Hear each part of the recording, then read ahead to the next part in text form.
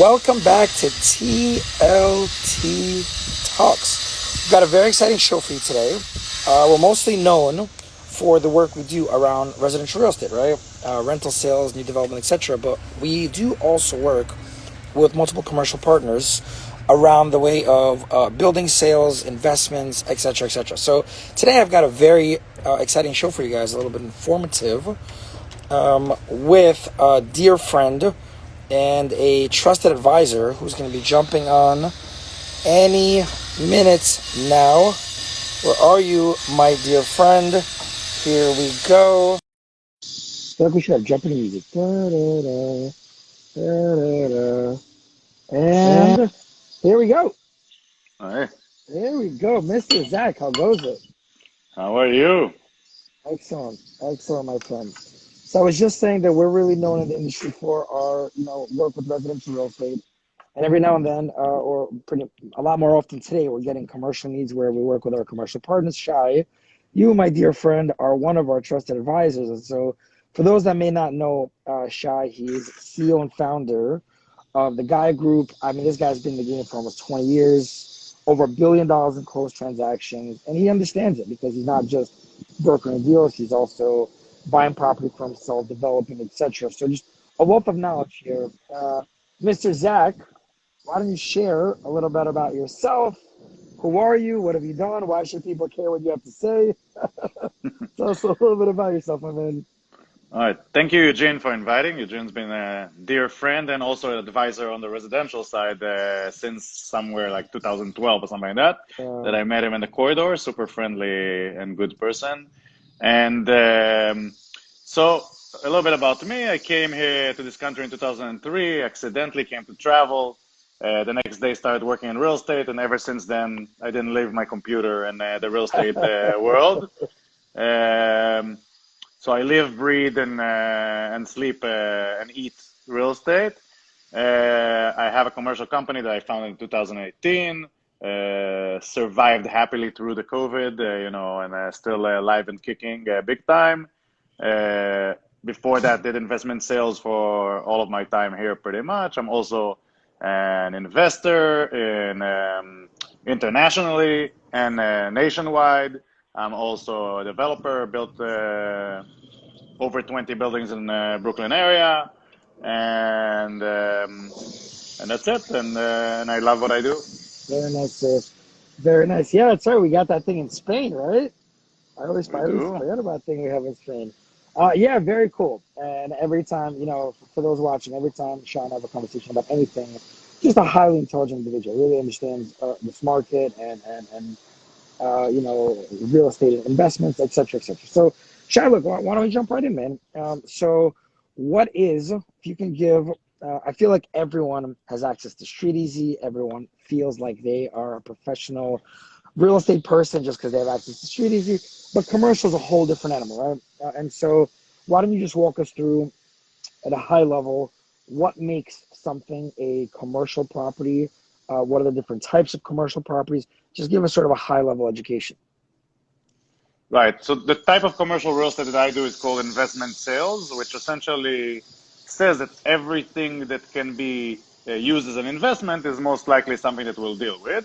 We don't usually deal with the single family or condos as an investment. That's more on the residential side, but it can be a single family house that you can knock down and build 10 condos. It can be multifamily from 4 family and above. And basically, anything that has an investment nature to it, from retail to hotel to land development to multifamily to a bulk package of condos to offices to hotels, if I didn't say until now. So all of that, warehouses, manufacturing, and all those groups basically. And the look of it is really more like an investment banker, like to offer tools to make money through those tools, and not only through the real estate growing like in a residential neighborhood in an up and coming area. It's more about knowing the tricks and how to add the value add and the potential to a property to later take the fruit of your labor from that. So that's in short. And And that's it. The big differentiation is that most deals are done off market and not on Street Hmm. Easy and MLS and all those things. It's more about Right. your knowledge base, who you know, which broker likes you, who you close Ha ha with, ha ha. That's how right. how That's how right. can you show that you are a real buyer, that somebody will engage a conversation with you, et cetera, et cetera. Very cool. Yeah, and the truth is that in this space, in residential real estate, it's essentially comps, right? What traded for what, etc. Whereas in your space, the expertise really lies in the creativeness and the knowledge of how to take something and then value add, right? I mean, some things are key to earn, and you just buy it and you just own them as a cap rate or whatever, and that's fine. But ultimately, I think the real expertise in your business is, the knowledge, the experience to be able to identify a property, look at what can be done there, and then institute gains in that way. And similarly, so what we do, we work with a lot of investors. Also, obviously, we have a show. We do sort of a barometer of upside in each neighborhood. I like to call them between a 1 and 10. So, for example, Park Slope, Broken Heights, Soho, Tribeca, those are all like nines or tens. There, nothing more crazy than happen there.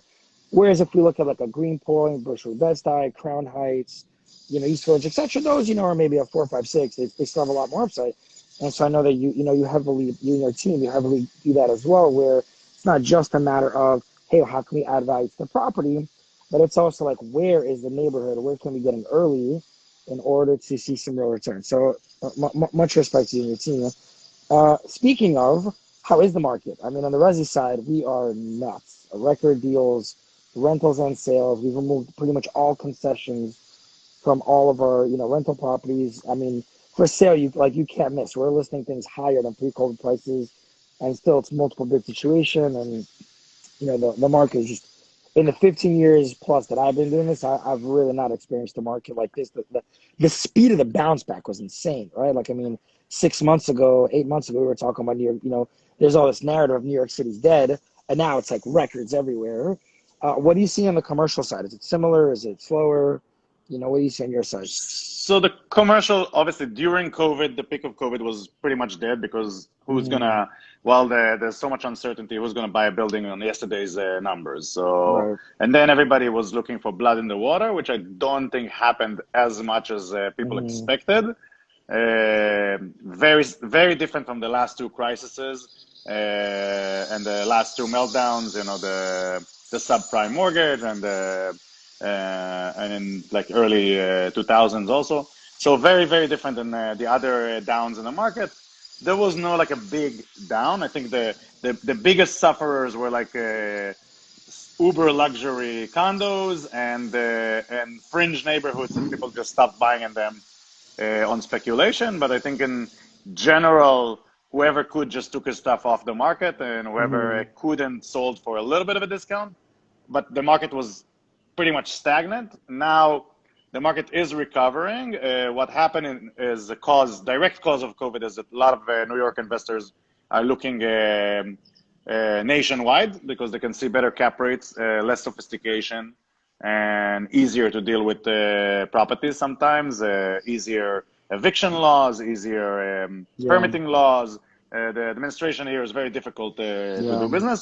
Yeah. Uh, as a result of that, the investment sales was pretty slow. It's starting to warm up. Development is warming up. There's much more demand than supply because everything is cleaning up on the residential side. It's a direct effect. It's like the egg and the chicken. The egg and Right. the chicken. Right. It's like Eugene sells apartments for very expensive. Eugene rents apartments for very expensive.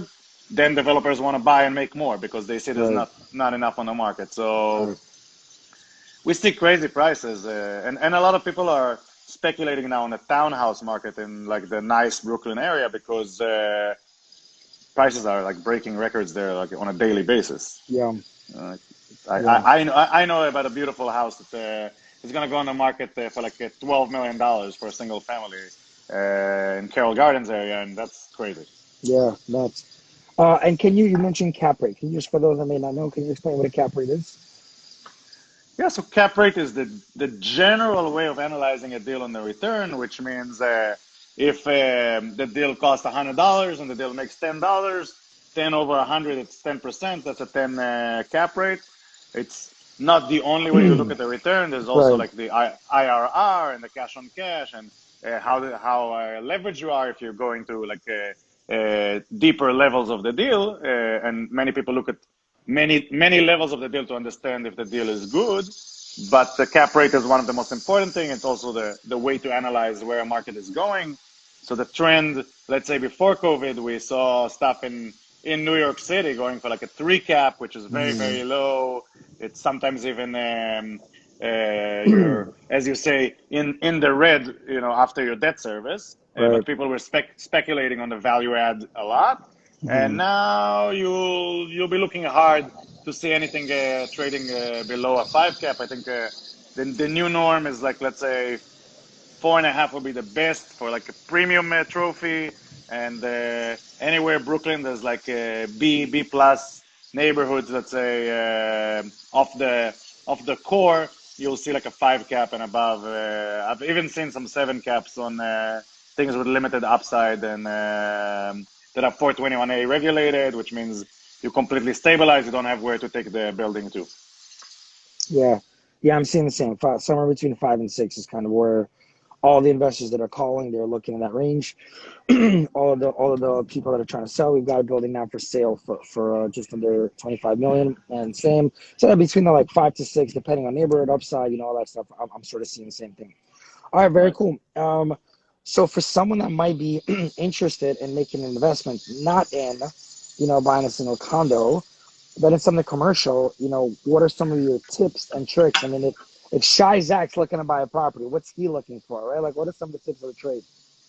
So I would always look at the end game. You know, it's when you buy a building, it's not a short-term proposition. It's not like a 1 year and you make a flip, unless you are very savvy, you know what to do, and you renovate in and out and sell, and then 1031 into your next property. So generally, you need to look at the value add. The usual value add was to destabilize properties. It's becoming harder Very and normal. harder, almost Yeah. impossible in New York with the new de Blasio laws. Right. But still, people are able, there are tricks out there combining units or like a major capital improvement to a building. So there are tricks out there, but you really need to see what you're doing and how the change of use or utilizing zoning or buying air rights from the neighborhood, enlarging a building. Like you really need to have a game plan on how you take the building from what it is today to being a rewarding building, because nobody buys a 5 cap just to stay on a 5 cap unless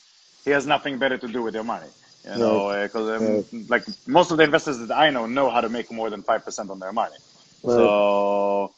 So there's always some kind of game plan, whether it's value add and or renovation or conversion or accumulating, let's say, 10 or 15 properties that are similar and then selling them to a fund. There's one big fund now that's going wild in Bushwick, Bed-Stuy, and buying all buildings.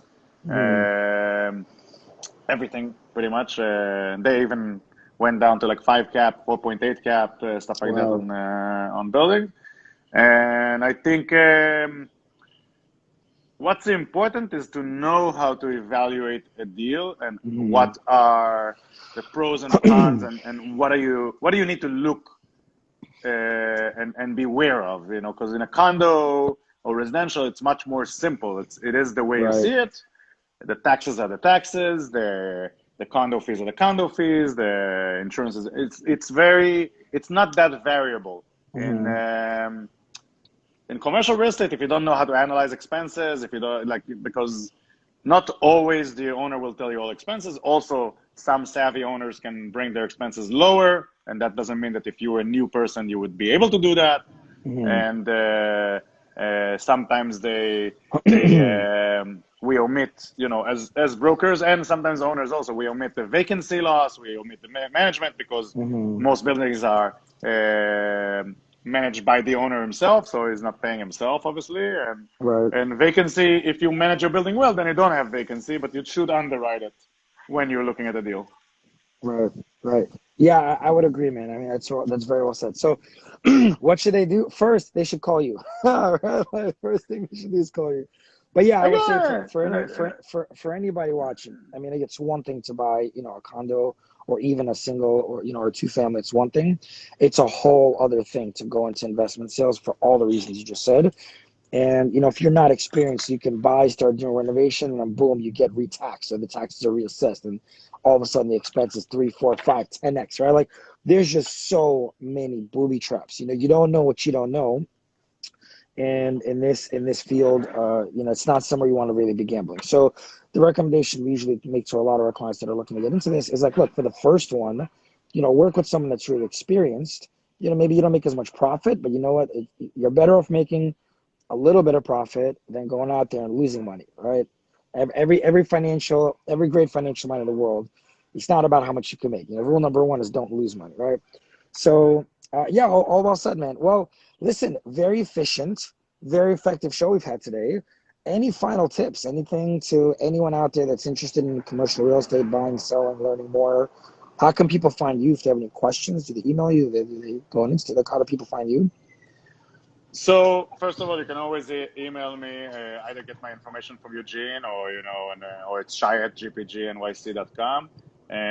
Always like Mm-hmm. to answer questions, even if it's a deal that I didn't introduce to you. I love to help. I think that making an investor savvy and making him smarter makes him a better investor, and then he will come back to you to buy more, whether he Exactly. bought from you or not. But if he's successful, he has more money. It's good for the business, no matter what. I think. Right. This whole business is based on the fact of choosing your advisors carefully and the people that help you. If Right. you have a trustworthy agent, attorney, accountant, architect, whatever it is, contractor, and all of these are the most important things. It's very important that you know that you can talk to somebody that his main benefit is to help you. His main benefit is not to sell your building, not to get a commission. It's really to help you because he wants to see you as a long-term client or customer or even a friend, and really tell you the gist of things and not just say, this guy is new, I don't really care. He should just buy whatever, I'm not paying attention. Right. You really need to find somebody to ask the questions that you don't know, such as, what are going to be my taxes next year? What are my problems? What is DHCRs, the records of rent stabilization? Mhm. What are the problems that I can see with this deal? What are cases? How can I know if there's open cases against the owner with problems with tenants that I'm going to inherit? What is a proper inspection? What should I inspect for when I go look at a building? What are the most important things? How do I evaluate if my tax abatement expires? So all those things, not every attorney can tell you. It's not like the due diligence of a condo. That's pretty simple. An attorney can go into details in most things, and even if not, the damages are not that big. Here, like if you don't know how old the roof, or you don't know that let's say the owner didn't service the facade, and that's like going to be $1 million undertaking, or Wow. the elevator is too old, or something like that. Those can be deal items that are make it or break it. So it's very, very important to know what questions to ask and how to analyze a deal. It's not only a numbers only. Very well So said, sir. Very, very well said. Well, Mr. Zach, what a pleasure it was. What a thank pleasure it you. was. Thank you for sharing your wisdom with us. This is going to get circulated to over 100,000 people, and I hope that if anyone's out there interested, that they will find you and they will seek you out and they will tap into said wisdom of nearly 2 decades. Right. So, thanks for joining us today, my friend. Thank you very much. Have a Bye-bye. good one, everybody. Bye bye. Bye.